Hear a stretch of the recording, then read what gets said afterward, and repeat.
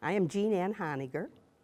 And I'm Gordon Honegger. We're hometown honeys from Forest, Illinois, the home of the Forest Eskimos. I do not know why we were called the Eskimos. It was corn and soybean country, and it's still corn and soybean country. My mom and dad had the Martin's Giant Custard, and they also had a dime store. My dad had a large egg factory, as it was the factory back then. They were all running around as they are now, free range, but we had the Honegger layers, and we had thousands of chickens. We had chicks, little chicks, baby chicks, and the ones that had deformed legs or a spot on their rear or something you couldn't sell. So I would get those chicks and raise them myself, and most of them turned out all right, and then I'd sell them, and so that was my junior achievement. I had to learn how to wrap packages and, take money, speaking of JA again, make change, so I learned all that kind of stuff. Gordon and I went to church and school together our whole lives, but we never dated. I went to U of I and she went to ISU, and really we met at the gravel pit. The magic moment was when our family was going up to Lake Geneva for a vacation, and I wanted Jean Ann to come, and her mother was very strict, and I had to talk 2 or 3 hours before I got permission for her. Totally chaperoned, of course. I went out to New Hampshire to work my junior year in the summer, work at a ski lodge, and somehow Gordon decided he wanted to come out and see me. So I think he asked me to marry you that night.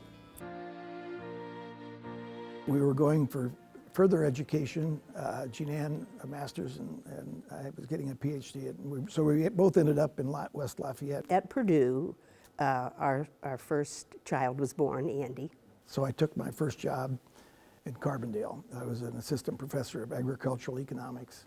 The guy that hired me called me and said, they just had a little riot here in Carbondale. They broke out every single window of every business except McDonald's. Do you still want to come? I said, hey, Kent State, they're all rioting across the country. What the heck, I'm coming anyway. And then when we were in Carbondale, our daughter was born.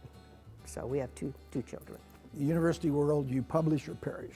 After 3 years, I quit my job and started looking at banks. We ended up in Morton. They were looking for a new leader.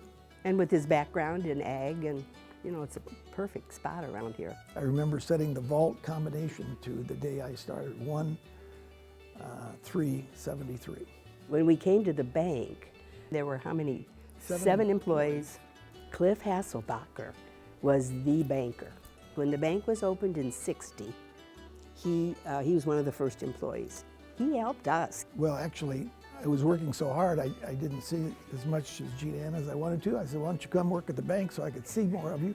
She came to the bank and I ended up seeing less of her. The biggest challenge was when interest rates were 21% and Caterpillar was on strike. When businesses are failing, many of them take bankruptcy, and as a banker, that usually means you take a loss.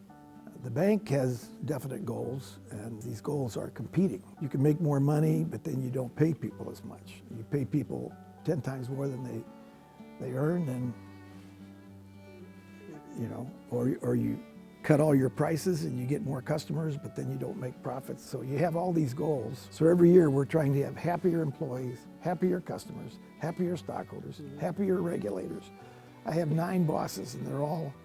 Speaking of. And this is a junior achievement story that's really great. In 1979, we started an ESOP. And, Employee Stock Ownership Plan.